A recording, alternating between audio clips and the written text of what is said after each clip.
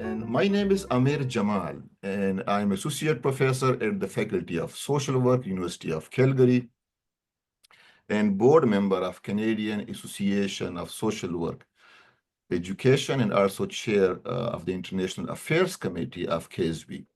So it's truly an honor for me to moderate today's panel. Before we begin, I would like to share my personal land acknowledgement.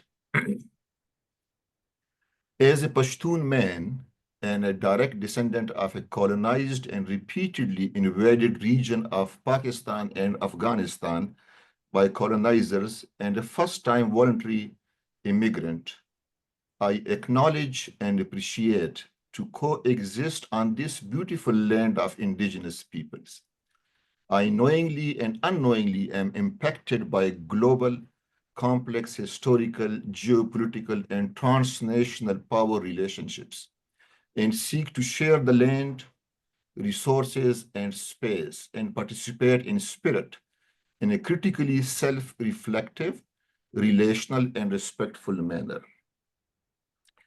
Today's session brings together remarkable individuals who are thought leaders and globally known in their respective fields. And I couldn't be more excited for this rich and diverse experiences and perspective that we're going to hear from them. So this engaging panel, as you all know, navigating international social work from global to local, will dive deep into the field's broad impact on global social development.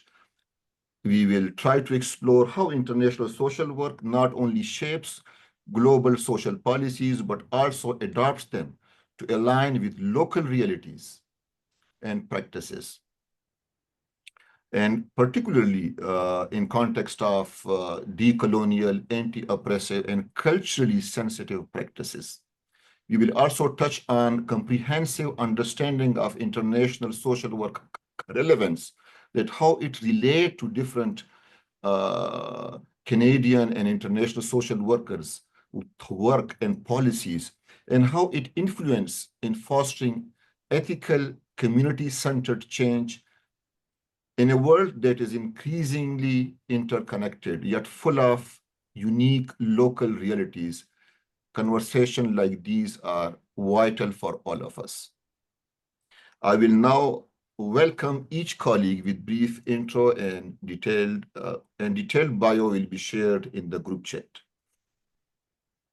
So we have Professor Murli Desai from India. Welcome, Professor. And she is an accomplished social work scholar with extensive experience at institutions like Tata Institute of Social Sciences in India and National University of Singapore.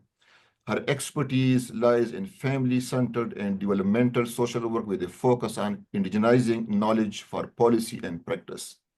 And by the way, I also teach her book chapters in my courses, the courses I teach in University of Calgary. So our students are well aware about her. So thank you so much. Then we have our own Dr. Julie Drolet. She is a professor at the University of Calgary, Faculty of Social Work. And she leads the Transforming the Field Education Landscape project.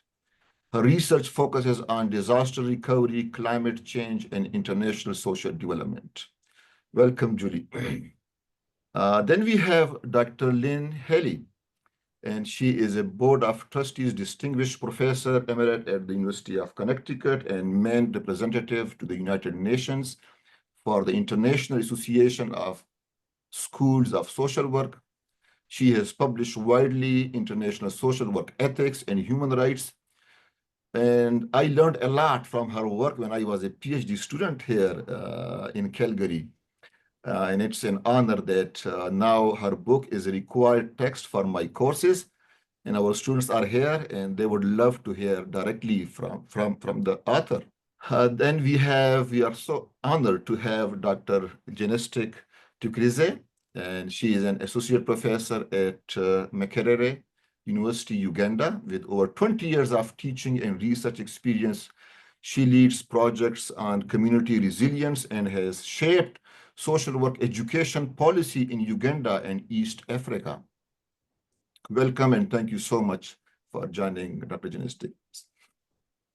So with that, we will have about 60 minutes of discussion, followed by a 30-minute QA and with the audience. So panelists, I encourage you to share your thoughts freely. The goal is to have an enriching, respectful, and diverse dialogue. So let's keep responses to about 2 to 3 or 5 minutes maximum, so allowing room for everyone's voices to be heard. So thank you so much all. With that, let's get started and jump into our first question. And the question is obvious, right? Kind of when we are beginning a discussion on international social work, we would like to know what is international social work and why is it essential in today's interconnected world? So just want to just a little bit info around what is it all about, international social work. So we will begin with Professor Desai.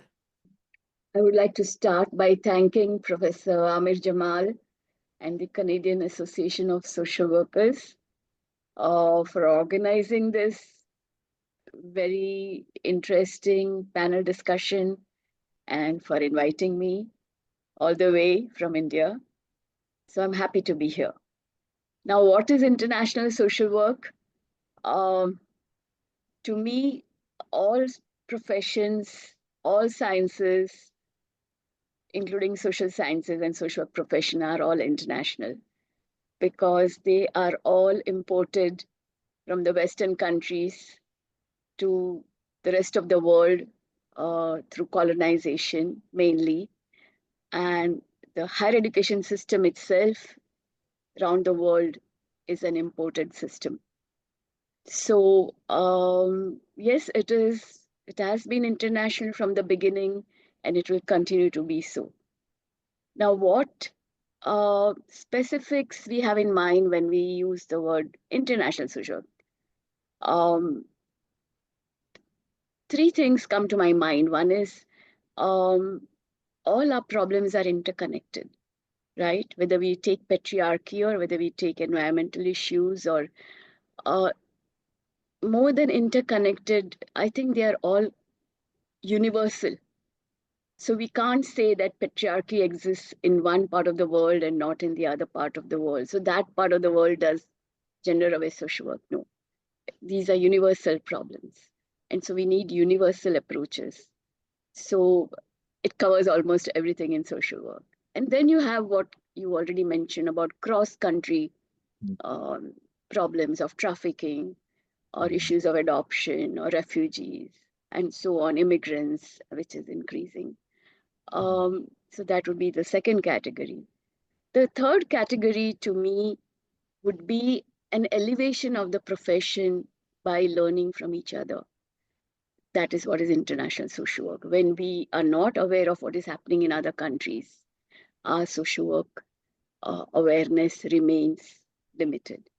So to me, these three factors comprise international social work. Thank you. Thank you. Thank you, Desai. Very well said. Julie, you want to have a comment on international social work? Sure, thank you. So in my work, I consider international social work as a field of practice, and that has been within our work for many years.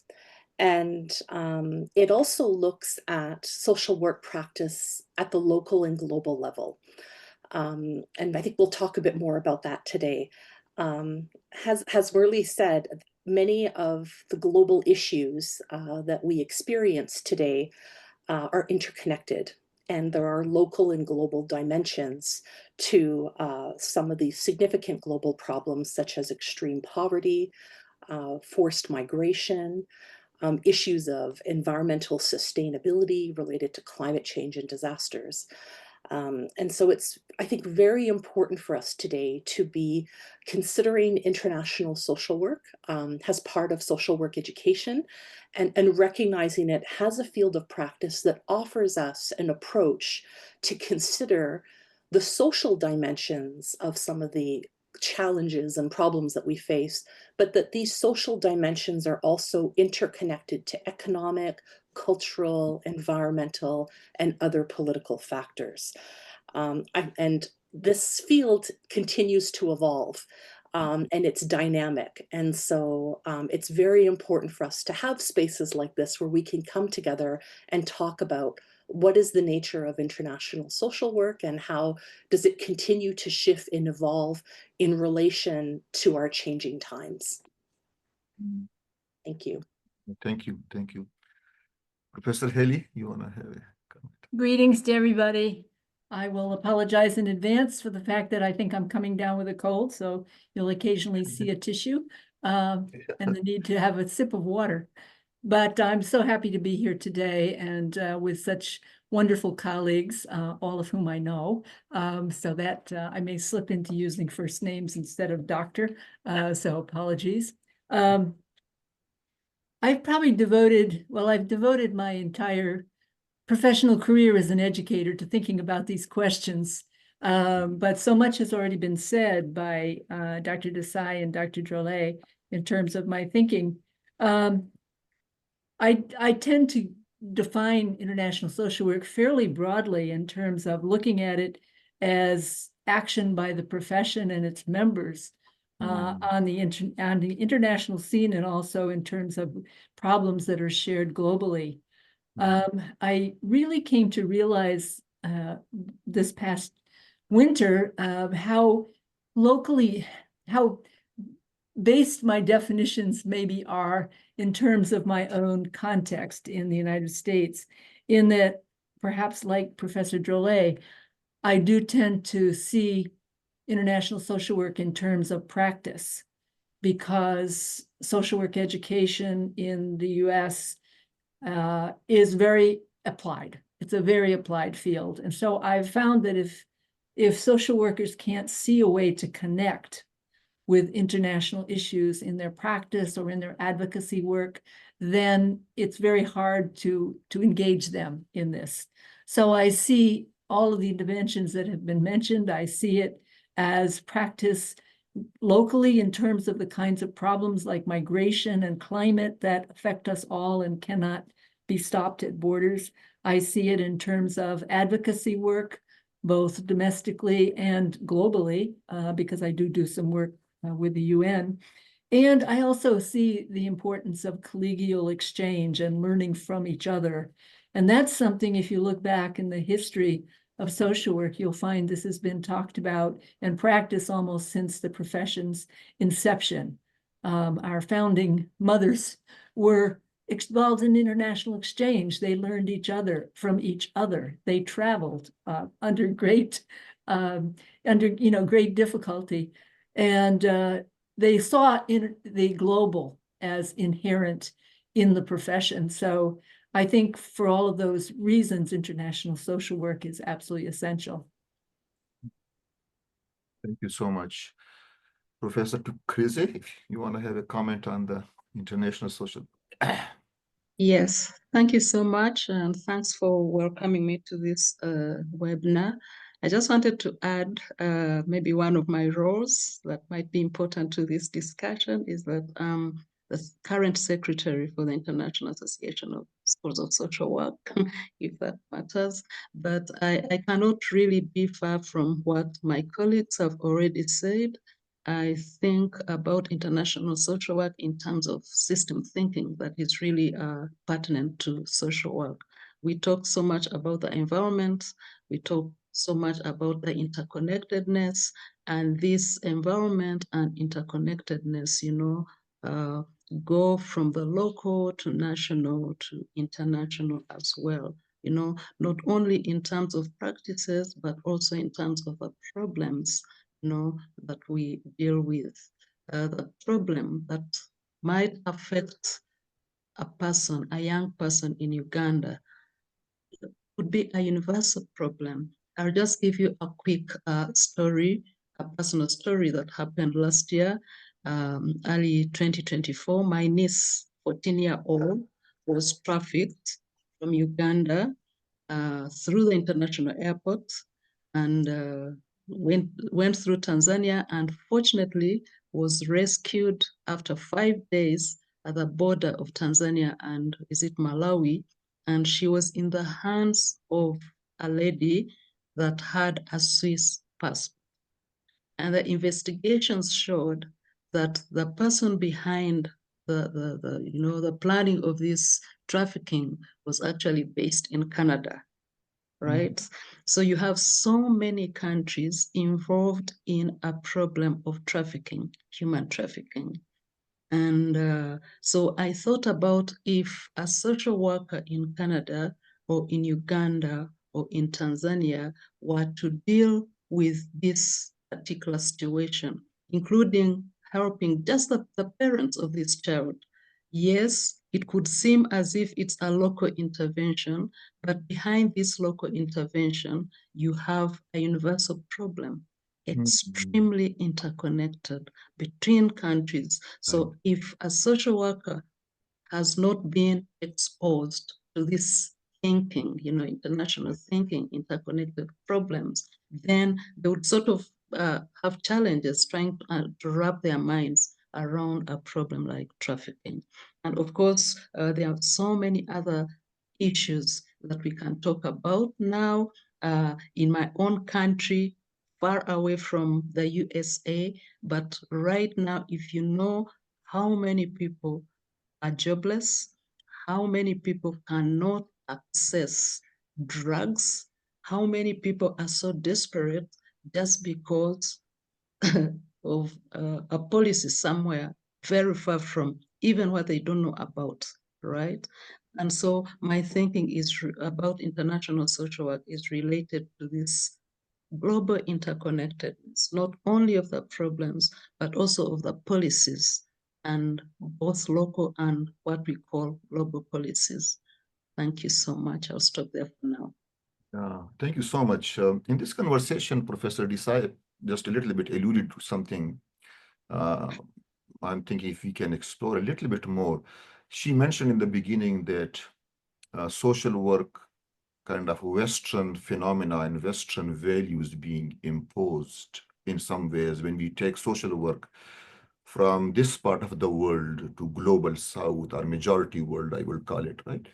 So when we take it, so it's, I have seen that in many countries, the books we are mostly, books are from here, from this part of the world, in many cases.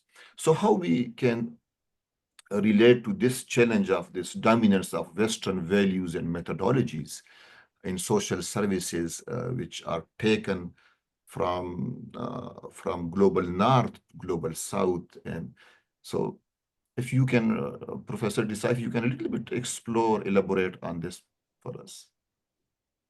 In my experience and observation, a lot of adaptation of the Western model, say in India and other Asian countries where I have worked, has happened very intuitively. We, as educators, talk about adaptation of theories and research to kind of make it more relevant. All that is also happening. But when I see practitioners, they intuitively adapt, no matter theories or whatever the theories are saying.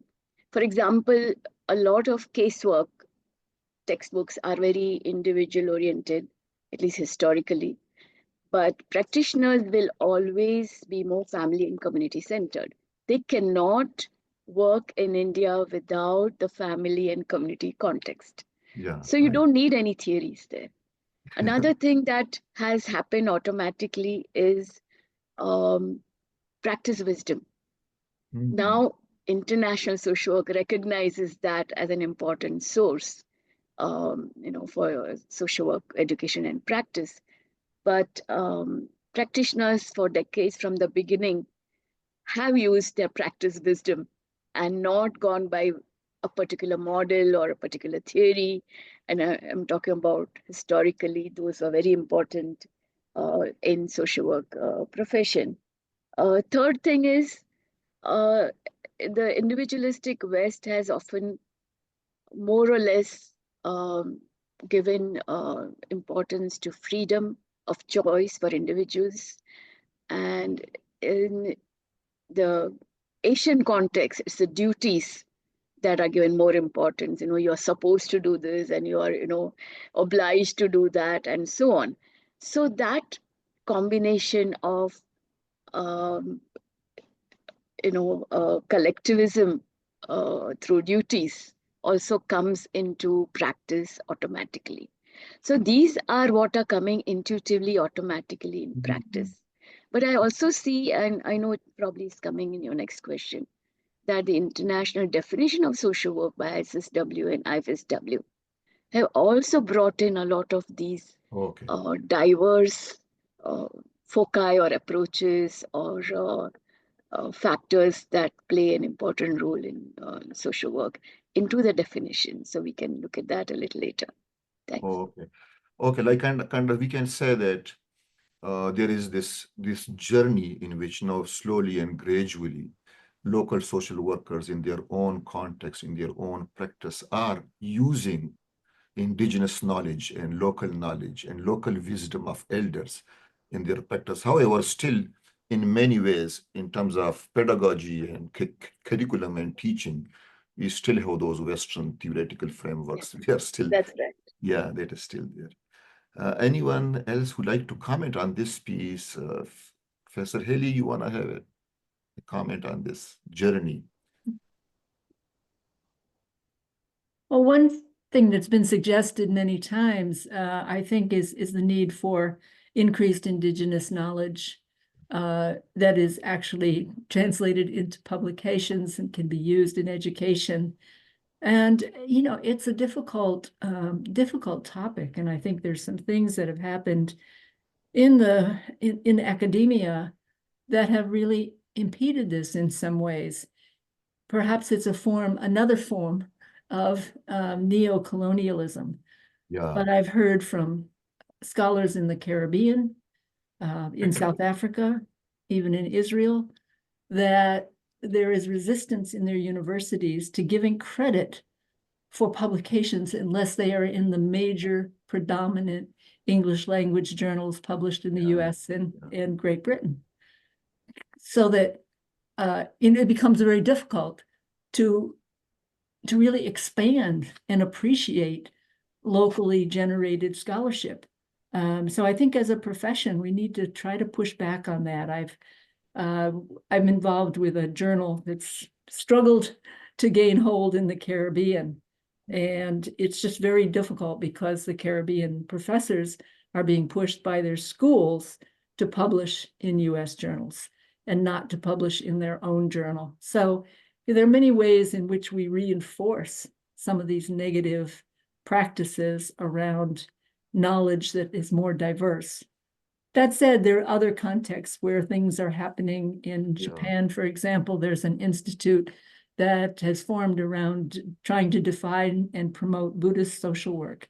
And they've published a series of books coming from probably at least 10 different countries in East Asia, focusing on Buddhist practices that can be brought into professional social work. So, there are efforts, and I know Janestic has had a couple of wonderful books that bring in social work in East Africa and have merged issues around local practice, local problems with global theories and practice. So there's some good news, but there's also this, increasing this cloud of what is real scholarship, and it's very destructive.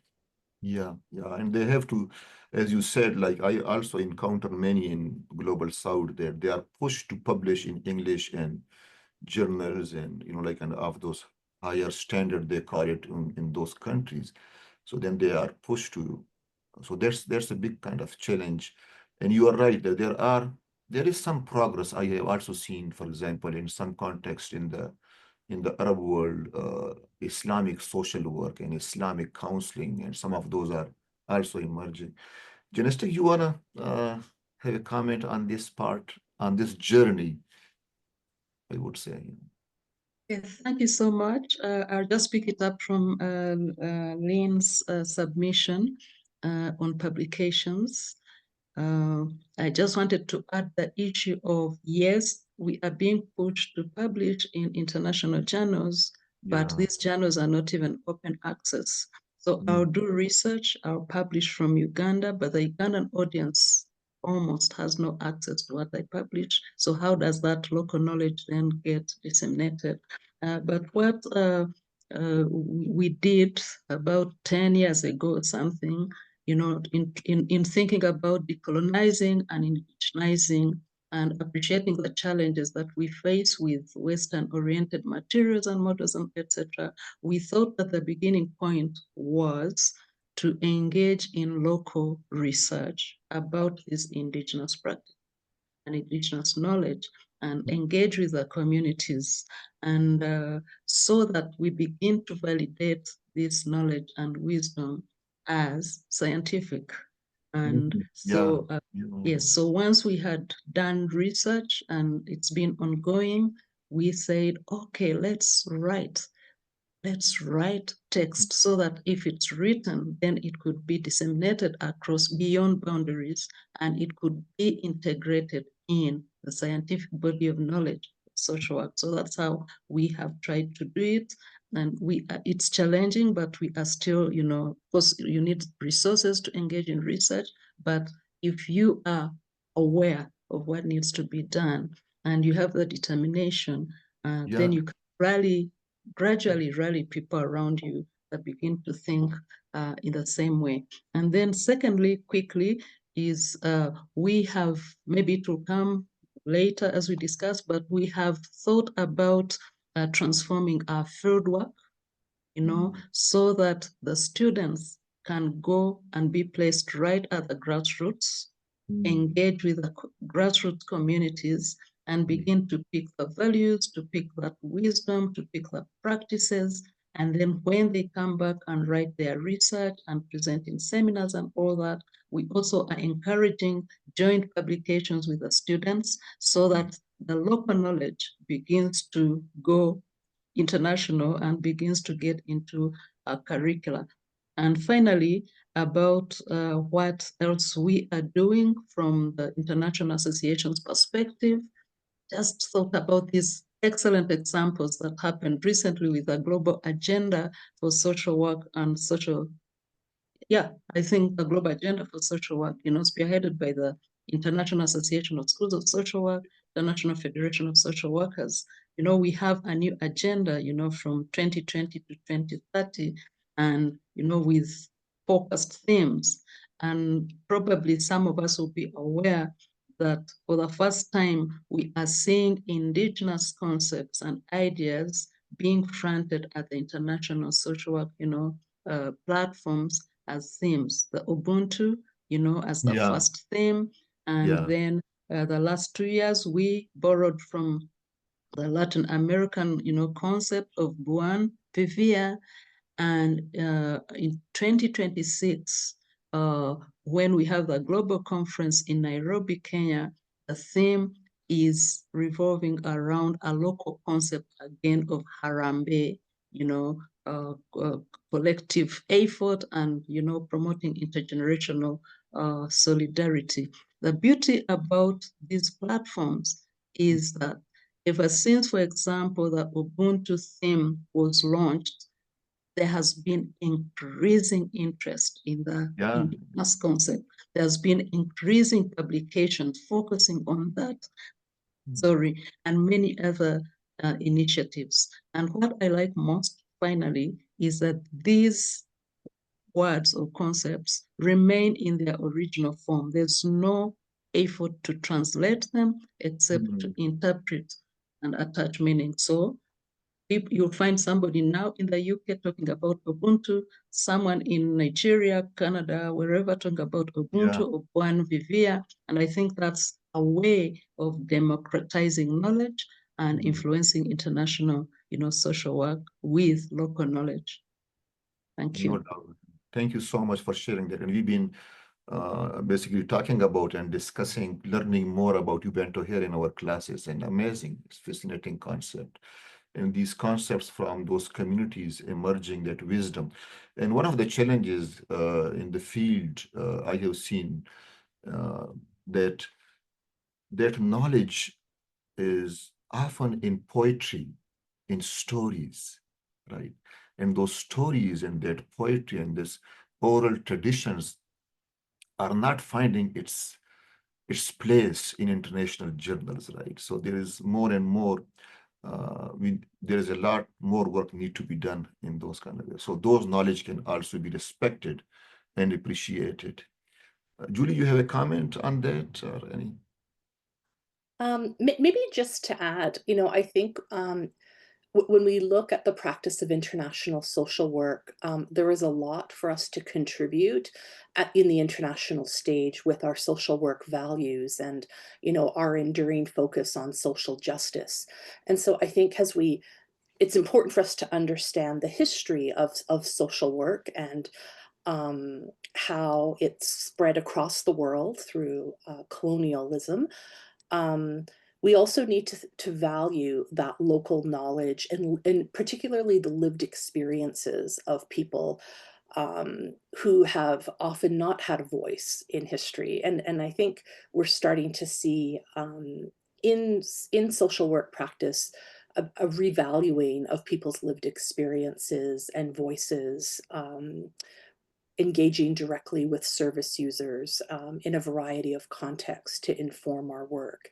Yeah. And I quite liked what Janestic presented around field work, because I think field education continues to be a central component of social work education. And so as students are gaining practice experience, there are many ways that we can transform our field practices to include a research component and many dimensions. And in our TEFL partnership, we've been looking at that across Canada now for 6 years, but also with our partners, many of whom are located in other regions of the world. And so, thinking about international social work to promote collaboration, to develop partnerships, and thinking about how we engage with local practitioners and activists, knowledge keepers that reflect local social practices, but also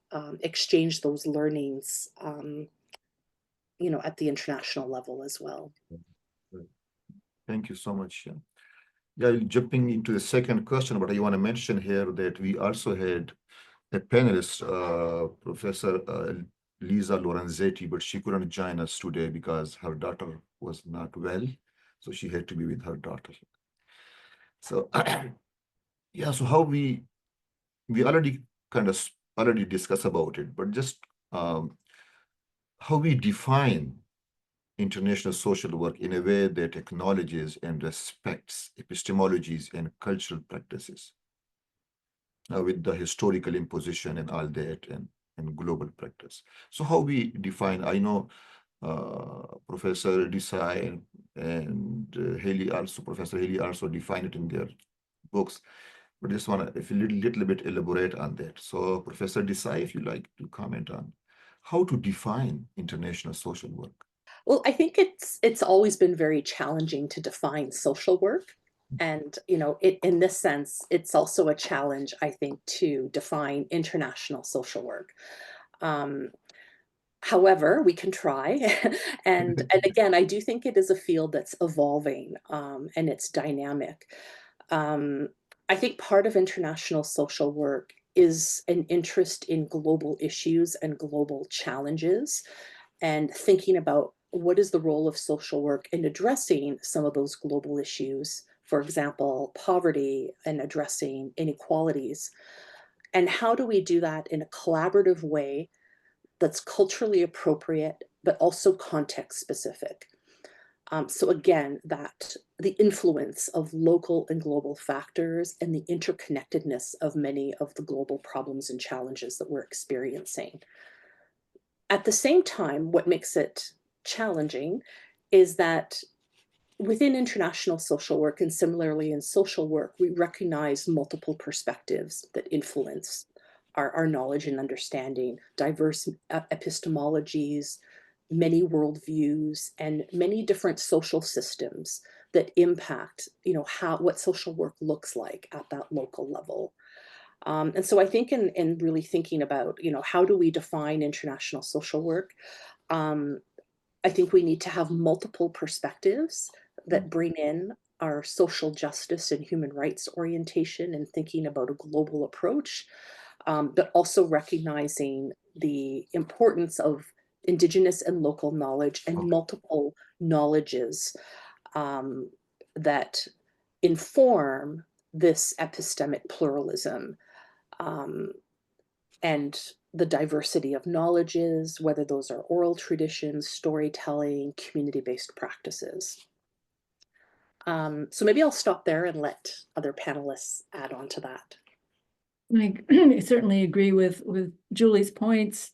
I think a big piece of this, to be interested or involved in international social work, suggests that you're open to other ways of viewing things, and you're eager to learn about alternative ways of looking at and solving problems. I always communicated to students that I thought that was one of the most important pieces about including the international perspectives, because there's a tendency, which perhaps we all have, of assuming that we know this is the way you do a particular thing. So a lot of times we don't question that there may be other ways of solving the same problem or addressing the same problem or even defining the problem. So I think that there's that idea of openness, learning from others, bringing in alternative points of view that are critical for international social work. And I started to say back when we were talking about originally about the definition, that I know and became even more aware that my own definition was very culturally linked to the assumptions about the profession as being about doing. And a colleague of mine from Japan recently wrote a book, which I would recommend, a book on international social work. His name is Tatsuru Akimoto. And he really contests my definition in many ways and defines international social work in a much more sort of philosophical way of looking at the profession and the world. And it really brings many more East Asian concepts into the idea of knowing and knowledge. So our interactions at a seminar last February really highlighted my knowledge about my own perspectives on international social work and say, wow, you're really seeing this culturally based. So piece of this is certainly that you become more aware of your own cultural situation and how much your ideas, your writings, etc., are based on that as you struggle to remain open and engaged in exchange. Professor Desai, you want to? Okay. I would like to respond to the definition given by the International Association of Schools of Social Work and IFSW. It actually reflects a lot of discourses over so many decades that have taken place at the international meetings and bringing in very diverse perspectives from all over the world. So when we try to do that, sometimes the outcome may seem a little disjointed. And that is my concern with this definition, because they've tried to kind of pick up words and, important aspects of different perspectives and diversities, as your question asks. So what at the end of this, yes, they have brought in development, empowerment, liberation, these terms are there. Social justice, human rights, collective responsibility, respect for diversities, indigenous knowledge, all these words are there. But somewhere I don't see what is social work doing. I don't see, because very often in India specifically, I see that in our research and our publications, we focus a lot more on analyzing the issues that are there with critical thinking, and very good research is going on. But what does social worker do? What is our niche? Our niche is action, right? So what is the niche of social work that makes it different from other disciplines? Is somewhere getting lost. And not that I have a very clear answer to that. But what I feel is, yes, a lot of work has been done towards a brief definition, but a lot more work remains to be done to identify then, what are the different ways we are doing it. Or, yes, we don't want to repeat case or group work, community organization. No, Yeah. we don't want to go back to that method-centeredness. But yes, still, it has to have something about the action that we undertake in the definition. Yeah, thank you. And action in local context, right? In local ways, which is critical. Yeah, it's such a fascinating conversation and time flies. So we will be moving to another, and I would request Janestic if she can just begin with this conversation on, and we always talk about that here, that why do Canadian social workers need to learn about and engage in international social work, right? Like sometimes there is conversation, there is a lot going on here, right here in Canada, and we need to be engaged in a lot of issues and all that. So why they need to know, why they need to basically learn about international social work? Thank you so much. I think it goes back to the start of our conversation about what is international social work and why is it important.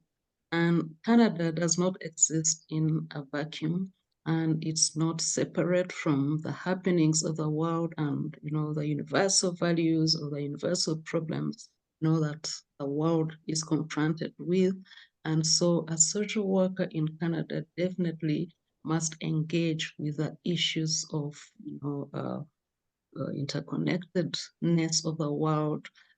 Currently we are talking about climate issues, mental issues, migration, and all that.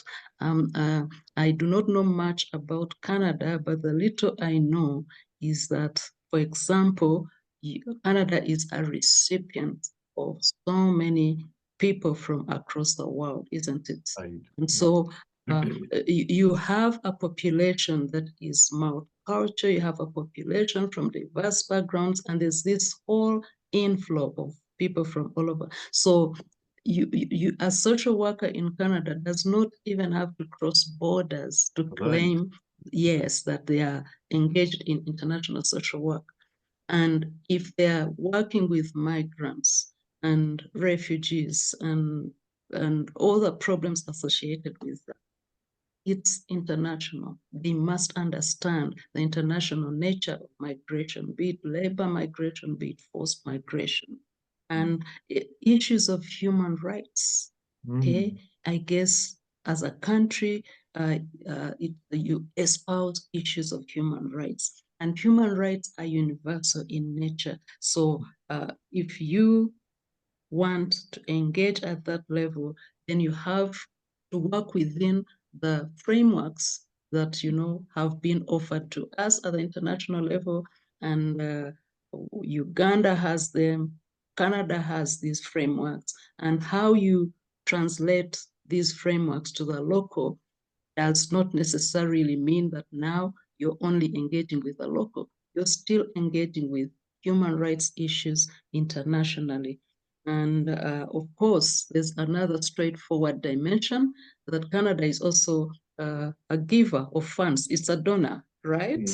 Yeah. And so you'll find many agencies and many organizations, that are looking beyond Canada, and probably the social worker in Canada needs to understand that if an organization is operating beyond the borders, there will be different contexts, there will be different values, there will be different situations. I worked originally with a child development organization that was headquartered in Colorado Springs. And one thing that I experienced as a young social worker was how the decisions that were made and the models that were developed in Colorado Springs were being just imported or exported into my local context without much consideration of my local context. Maybe a social worker that is exposed to international social work would actually contribute to better advocacy for better policies and better models if you're going to engage with international organizations, including international non-governmental organizations for social development. Thank you. Yeah, thank you so much for this response. Canada is a giver in some ways, but we need a lot of like wisdom. We want to take a lot with respect from different communities across the globe to enrich our knowledge about working and practicing social work values. So, and here generally, sometimes I feel the perception is of international social work is that international social work is something like working abroad internationally. That is the perception of working abroad. And you already spoke about that it's not always just working somewhere else. Right here within Canada, there is so many refugees and newcomers are coming in. Every city is now becoming like global city. So we need to learn about diverse cultures and values. And so in that kind of context, if Professor Healy, you want to share a few thoughts, I know you already defined in your book about international social work and you added, I think, this piece into it in some ways. Yeah. Definitely. I must say it's a little difficult right now to be talking about the role of my country internationally or even nationally. Sorry, my voice is shaking. But, you know, we have just in the past week of turmoil terminated, at least temporarily, our entire refugee program, first time ever in US history. We have a freeze on all foreign aid, most foreign aid. You know, it's just turned the world upside down. So I guess my first comment about the right here has to do more with advocacy and with understanding your own country's foreign policy, especially if you are in a country that tends to be extremely active internationally in ways that are often not helpful at all. So I find that very few Americans, very few students, probably therefore very few professional social workers understand, even at a relatively reasonable level, what our migration policies are, how they affect the lives of the clients that our students are interacting with in the field, who today particularly are very terrified, but even before that faced all kinds of complexities, both legal kinds of complexities, but also obviously like adaptation and culture and resolving problems at the local level. So there's a whole piece around advocacy. What are our responsibilities as professionals who believe that code of ethics to say to our own governments and to promote policies that in fact improve human rights and human well-being? So I think that's, you know, that is a big piece of it. And I'd really like, you know, the point about listening to people on the ground at the grassroots. One of my students once told me a story, which I hope had some level of truth. She became a Peace Corps volunteer. This was quite a few years ago, and was in a West African village. And she said that there was a group of Peace Corps volunteers who'd been sent to that country, and they represented different fields. And she said that two social workers among the group, which also included engineers and educators, and was that the social workers were the least sort of, they felt the least level of success because they were given a task to do or a suggested task. And instead they talked to people and said, in the village, and said, is this really what you want? What would you like? So it took them a long time to get anything tangible off the ground. Whereas, you know, the engineer was sent in, build a center. So they built the center without asking anybody. So I hope that's true. I'd like to think that is the way we're training our social workers to work internationally or work locally with groups who may have different priorities than what we assume. We talk to them, we listen to them, and we take Yeah. that into account, because I think that's a piece of what hopefully we learn from international social work, or ideally from social work. Yeah, thank you so much. So in this, can we say this, that for advocacy, for policy changes, for all that, social workers need to be on the table. They need to be part of the policy making process. Are we there? Are international social workers there where policies are made? Because those policies are impacting the field, everyone. And I'm afraid that we are not there in a good numbers, at least I can say that. Professor Desai, do you have any comment on that? Yeah, I have lots to say about that, because in India, social work identification as a profession is not universal. And therefore, although social workers can contribute very significantly to all the social policies, they may or may not be invited on the table, to the table, because there are activists who are doing wonderful work. There are very vibrant social movements in India where these activists are bringing a lot of changes. On one hand, a lot of good work is going on, not necessarily by professional social workers. By that, I mean not those who have a master's or a bachelor's or a doctorate in social work. On the other hand, government is not totally trusting the NGOs. It's quite suspicious of the NGOs where most of the social workers are employed, unlike the Western countries where the government systems employ social workers. In India, that's not true. So the jobs that social workers can do the best, not necessarily that social workers will be employed for those jobs. So we have a long way to go. We've done a lot and still have a long way to go in that sense. And that's one thing. On the other hand, what Canadian social workers should really know about other countries, for example, India or South Asia, that I know more about, a lot of innovative projects that have begun in these countries. For example, Women's Bank in Bangladesh, range of self-help groups of women, and very, very effective, impactful women's empowerment programs on the ground.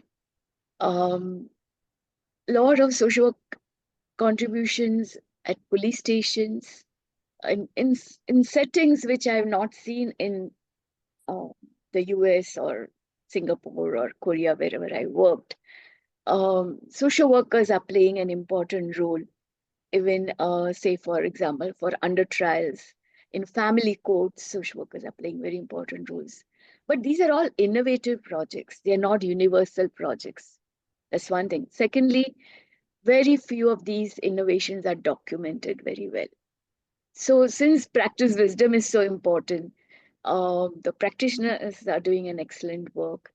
But how do we share this? How does the practitioner share it with the educators if there are no documents, if there are no publications? Okay. And how do people in the South, so-called South, share it with those in developed countries with reference to sharing knowledge or sharing approaches to practices? So if we really want international social work, the weakest link is development and dissemination of knowledge, because there is so much to learn from each other. But if we are not writing, and whatever we write is not getting marketed in other countries, and all that is being written in the US is coming to India, okay, it's much more aggressive a marketing approach. So what happens? We land up with more American books than our own material, which are really weak.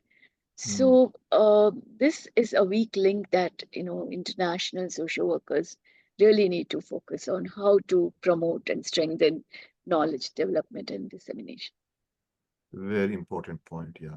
So we need to, sometimes we say that we don't need pipeline all the times. We need bridges in which knowledge are co-created and co-constructed, and valuing those and respectfully engaging communities and basically getting, I call it, those pearls of wisdom from local communities and enrich it further and share. Julie, if you like to, time, I'm looking at time. It is, if you like to just on this SDGs, that on the, I'm just combining things, that SDGs and this global objectives. How do social workers balance those global objectives with local cultural context to craft effective, inclusive responses to complex social issues, right? That on the one side, there are SDGs and global objectives and all that. On the other side, as we spoke a lot about on this particular piece of local wisdom and local context, how to balance these two? It's kind of challenge, if you like to. Yeah, that's, Yeah. thank you. Let me try to respond to that. So with the Sustainable Development Goals, there are 17 of them launched in 2015 to 2030. And I think that there are rules for social work to contribute to all of the SDGs, but there are tensions and contradictions that exist between how these issues are addressed both locally and globally. And I think social work's role in advocacy is also looking to influence some of the policy decisions that take place at various levels.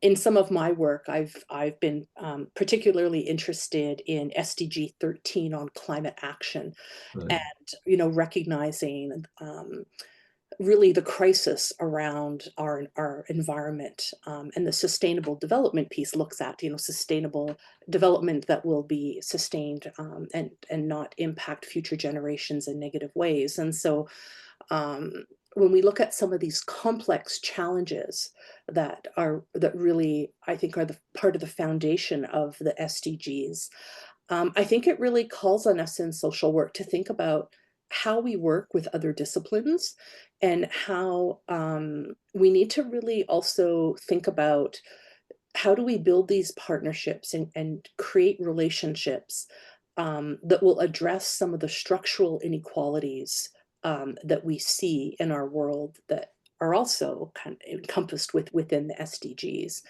And thinking about, in social work, we're not also working in a vacuum. We are together. Like we need to be working in transdisciplinary ways. We need to be thinking about interdisciplinary and multidisciplinary knowledges and forms of collaboration, to be addressing various structural inequities, advocating for more equitable development, bringing in the voices of local communities and community-led development initiatives, and really thinking critically about some of these development models.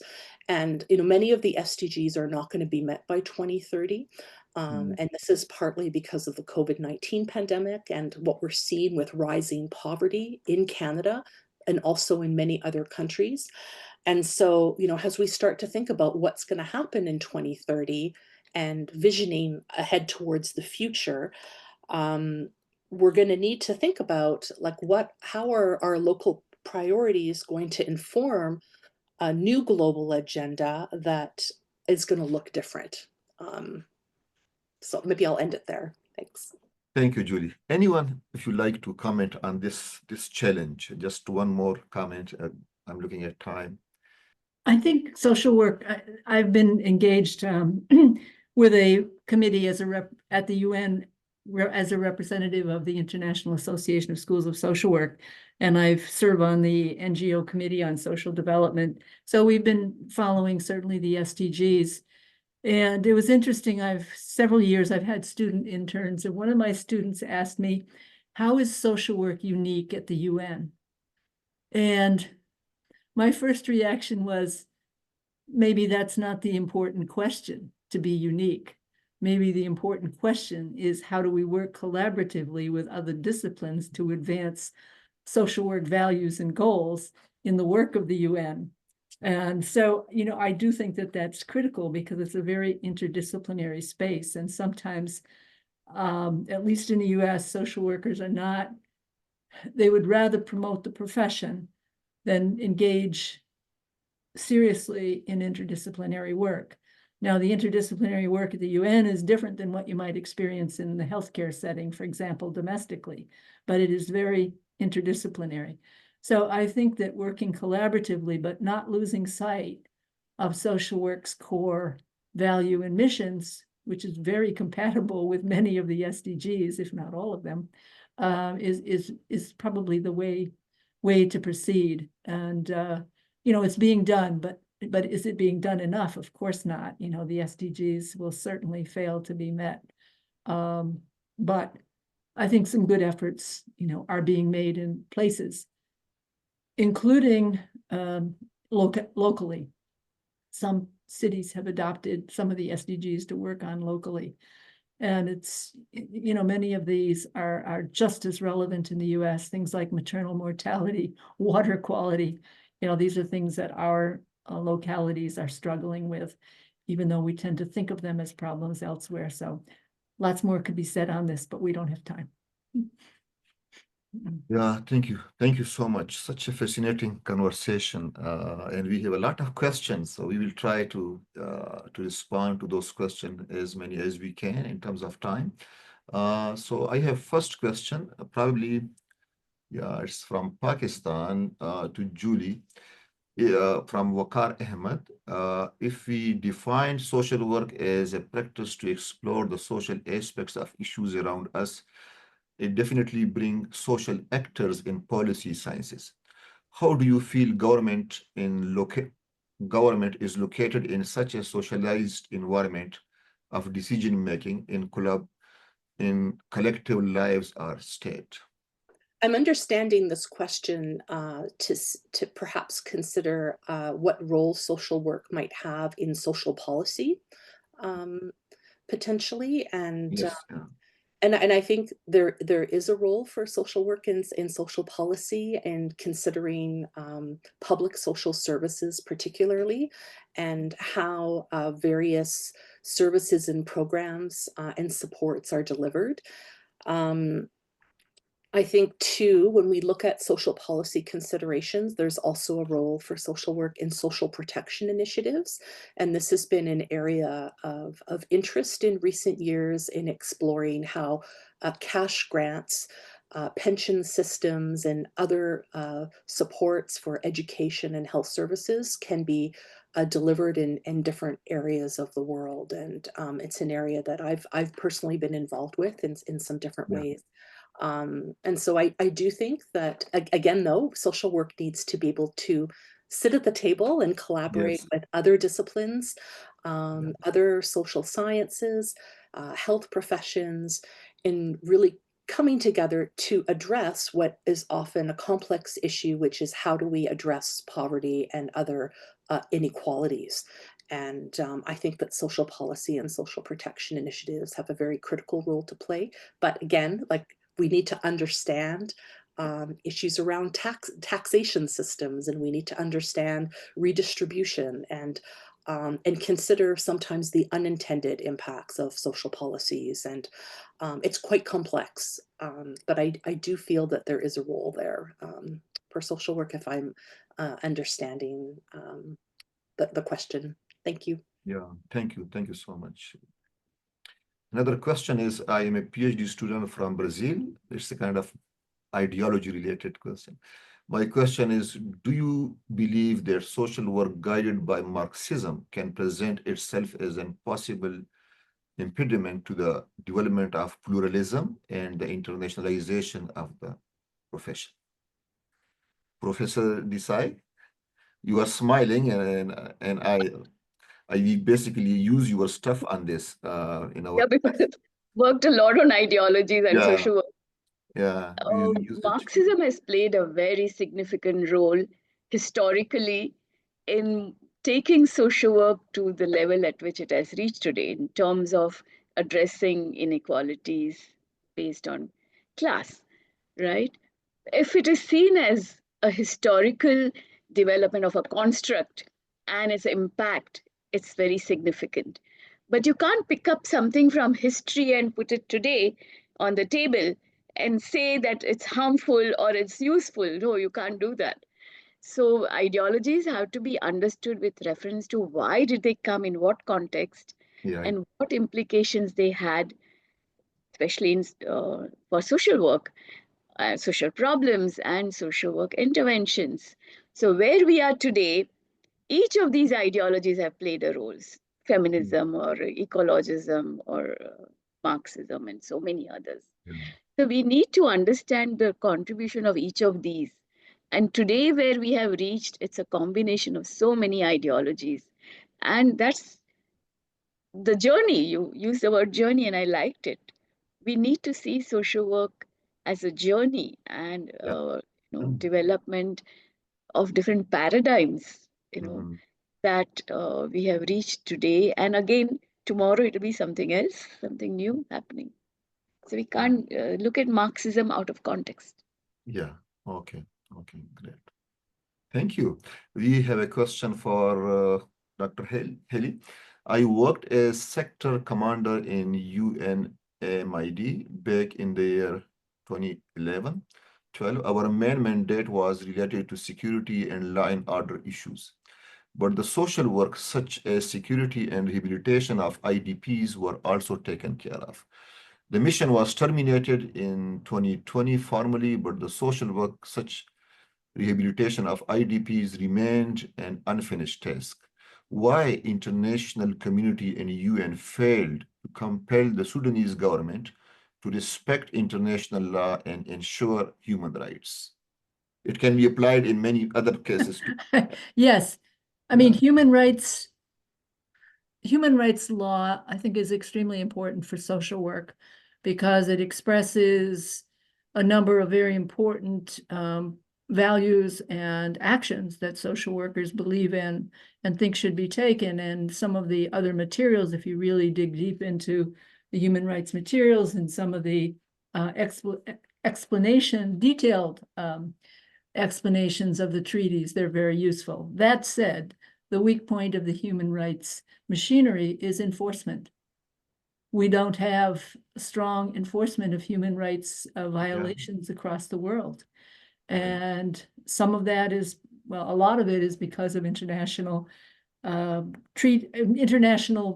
conflicts among nations, where if one nation agrees, then the other nation is going to oppose almost anything that that first nation agrees to. That becomes a huge barrier to any kind of intervention.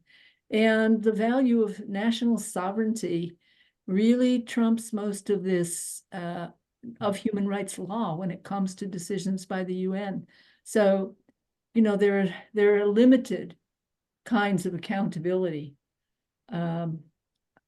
Shaming only goes so far. And a lot of governments aren't shamed, including my own. So, accountability on IDPs in Sudan, the current crisis in Sudan for that matter, we don't have the accountability measures that will allow us to insist that these principles are actually followed. Right. Yeah. And on the similar line, it's $1 million question, I would call it, that can international social work or humanitarian assistance be separated for international political agendas? I think it is guided by the national interest of the big powers. So can we separate in some way international social work from those global agendas of big powers? I mean, there are some very small NGOs that refuse to take any government money to allow them to operate without constraints from the host country of the NGOs. Increasingly, however, we also see barriers being put up in recipient countries. I don't know if it's still true. Ethiopia at one point said no NGO could operate in Ethiopia. unless it raised 90% of its funding in Ethiopia, Mm. meaning they couldn't operate. So, you know, the barriers are international politics are very strong. I think there are some, certainly there are some projects that are operating more or less, I think, outside of international politics. They tend to be small projects by NGOs that have made a concerted effort to push most of their activities through local NGOs and take a more of a hands-off approach from the usually Western country NGO. But yeah, international politics is certainly there in my view, but maybe Janestic or Murli, who is seeing them from a different perspective, have a different interpretation. Yes, I just wanted to make a quick comment, from the other side of the coin about, yes, such NGOs, humanitarian assistance and all that, and the suspicion and mistrust at the national level. So while we are looking at it from the international level and how that affects, international social work or humanitarian, whatever, then there's the whole issue of the governments, the national governments, interfering because they are suspicious about the different agendas or the values, or this does not resemble us, which is not always true, but this is what they think, and that affects, affects progress with whatever agendas that international social work pursue. I agree with Janestic. There are many, in fact, I think there are many international NGOs that do humanitarian work irrespective of the political dynamics, but it's not so simple. And basically, there are episodes of exploitation by the humanitarian workers, which may have led to this distrust that Janestic is talking about. And then the nations whom they are helping also don't want their help. They feel they are better off without some of them. So the ground realities are not so simple. Yeah. And in terms of the ground reality, we see that even local NGOs, they need to align what they want to do to donors. Funding they are receiving, even if so they need to align sometimes their values, which is really critical. So yeah, those challenges are there, no doubt, and it's impacting the work we are doing. The question is, what role can immigrants and refugee social workers play in bridging international and local social work practices? It's a very good question in that sense that those newcomers who become social workers here in these countries, in global north and all that, how they can connect and what role they can do in bridging and educating those voices. Yeah, just what came to my mind is the openness of the system, not allow for new knowledge and new thinking. Yeah, Right. because in a number of cases, if I am employed in an agency as a social worker, whether I'm a migrant social worker, whatever, the tendency is I'll find set policies, set models, set approaches, and so I am oriented into this, and how much room is there, for being flexible, and me bringing my knowledge and thinking, and probably, if need be, proposing alternative ways of doing things. So if that were possible, then definitely through respective dialogue and listening to alternative voices, there will be a lot of enrichment of how we do things in different countries, learning from migrant workers wherever they are coming. Right. Yes. Yeah. Professor Healy? You want to have a comment on that? And also, sorry, just one more thing is while you are here, there's someone they want the name of the book from colleague in Japan, so you can also identify the book name. Yeah. I don't think I have the book right up here, but basically, I believe the main part of the title was International Social Work.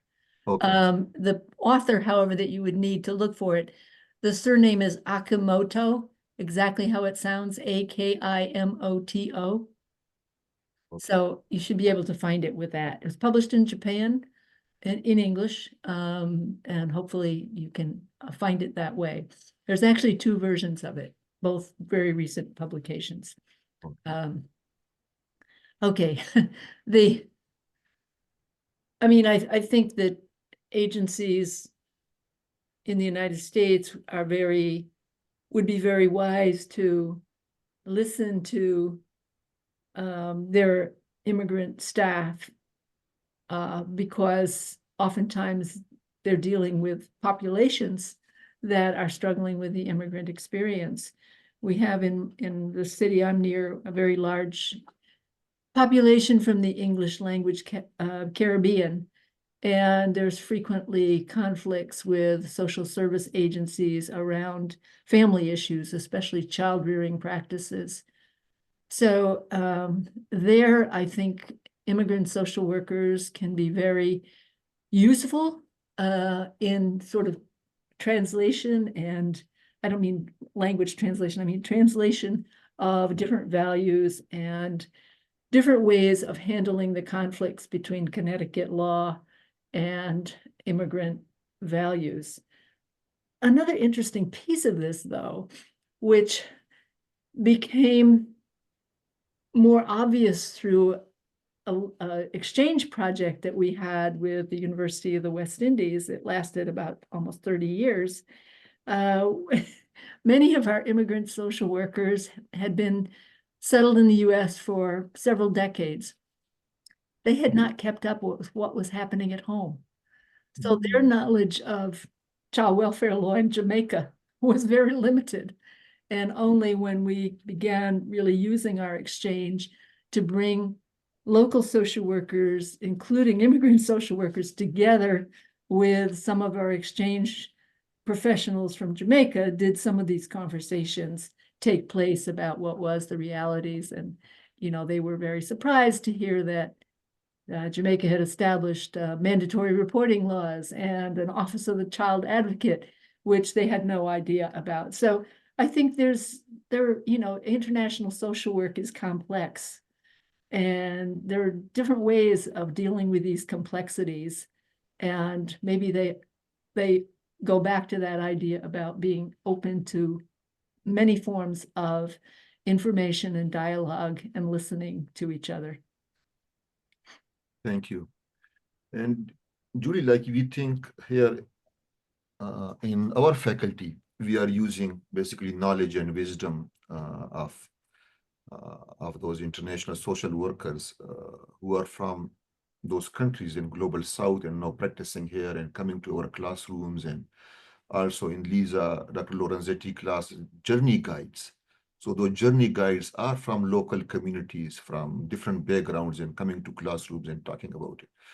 And also in your research and practice also, I can say that you are also involved in that, engaging those diverse voices. Would you like to comment on that, on this piece? Sure. So I think that immigrant and refugee social workers can play an important role in bridging international and local social work practices through their deep understanding of local cultural practices, cultural values, and histories in diverse ethnocultural communities. And I think also they could potentially play quite an important role in engaging in participatory approaches with local communities, and thinking about the ways in which that takes place, from needs assessment to program design, implementation, to help build those relationships with local leaders and cultural groups, and being involved in the co-creation of different solutions and initiatives, so that social work practices and interventions are culturally relevant and then effective at the local community. I think another area that maybe we haven't discussed today, but is the importance of building local capacity. And so, looking at that through social work education, building capacity with communities through training, the sharing of resources, and providing support in different ways, and sometimes making visible those important local efforts that might not be in the media, or that we might not know much about. And so, working collaboratively in bridging these practices and making visible some of these important social work efforts happening in local communities to have a bigger impact and sharing, key community practices. Yeah, thank you so much. And in this context, I have also seen that some efforts, because of social media and so much interconnected the world is now, so they are interconnected with their social workers here, international social work, connected with their local communities and families and friends, that often in some of our initiative, my work is on gender justice and men engagement. So I found that those learning from local communities here through social media were basically translated, transformed. Communities were there. So like both ways, knowledge was shared. So then I wrote about it, that sometimes we call about it, people who are coming here as basically brain drain. So it was, I call it brain gain in this kind of context in which they are connecting and learning from each other. We have a big question, and I think Professor Desai, it's more about democracy. So where is it? Yeah. Would any of the panelists be able to share an example of,